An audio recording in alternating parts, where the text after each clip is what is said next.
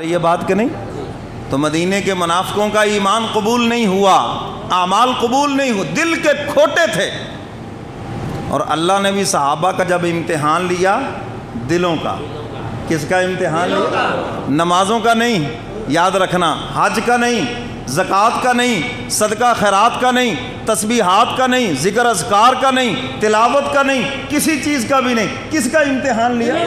بولو بولو بولو۔ فرمایا اولئک الذین امتحن اللہ قلوبہم للتقوی۔ حق تعالیٰ فرماتے ہیں میں نے محمدی جماعت کا امتحان لیا، اور یہ جماعت کتنی خوش نصیب ہے جنہیں دارالعلوم ملا بیت اللہ، اور جن کا استاد رسول اللہ، جن کا نصاب کلام اللہ، اور جن کا امتحان لیا خود اللہ نے، اور جن کا لقب حزب اللہ۔ سب کہہ دو سبحان اللہ۔ اولئک الذین امتحن اللہ قلوبہم للتقوی۔ حق تعالیٰ فرماتے ہیں میں نے اپنے محبوب کے یاروں کا امتحان لیا ہے، اور یہ امتحان کرسیوں پہ بٹھا کر نہیں لیا، ایئر کنڈیشن کمروں کے اندر نہیں لیا، یہ امتحان تو بچے ذبح کروا کے لیا، یہ امتحان تو وطن چھڑوا کر لیا، یہ امتحان تو تکالیف کے اندر لیا، کبھی احد میں، کبھی بدر میں، کبھی یرموک میں، کبھی احزاب میں۔ اے الہ العالمین کس چیز کا امتحان لیا؟ فرمایا قلوبہم للتقوی۔ ہم نے دلوں کا امتحان لیا کہ دلوں میں میں ہوں یا کچھ اور ہے، بس یہ اتنی سی بات ہے۔ اے الہ العالمین پھر اس کا نتیجہ فرمایا اولئک ھم المفلحون۔ وہ سب کے سب کامیاب ہیں، وہ سب کے سب کیا ہے؟ اور ان کی دلوں کی پاکیزگی قرآن قیامت تک بیان کرتا رہے گا، حشر کے میدان میں بھی بیان ہوگی۔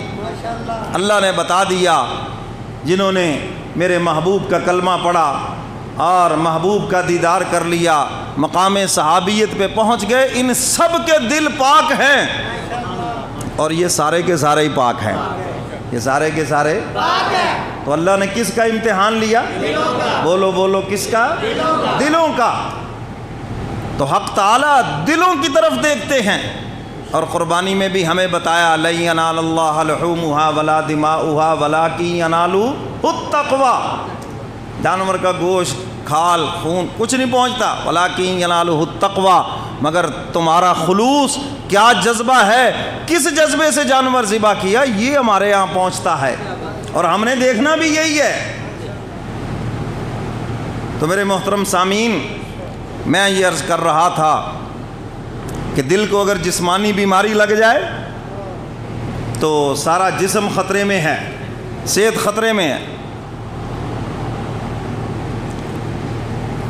اور اگر دل کو روحانی بیماری لگ جائے تو ایمان خطرے میں ہے۔ پھر کیا ہے جی؟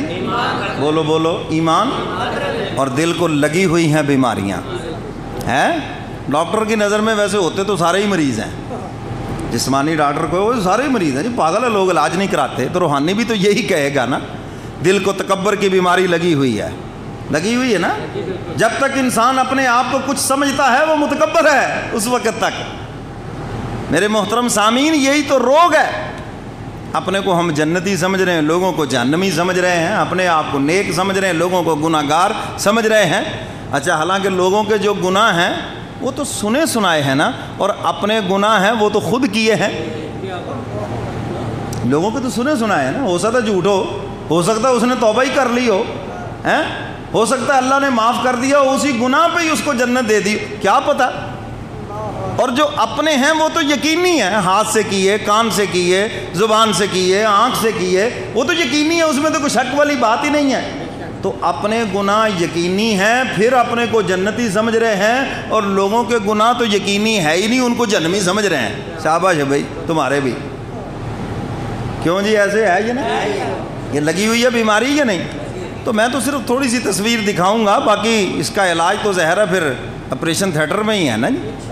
اب آپ کہیں جی آپریشن بھی یہاں کر دیں، میں صرف بیماری بتا رہا ہوں، یہ بیماریاں ہیں لگی ہوئی ہیں. تکبر کی بیماری ہے، حسد کی بیماری ہے.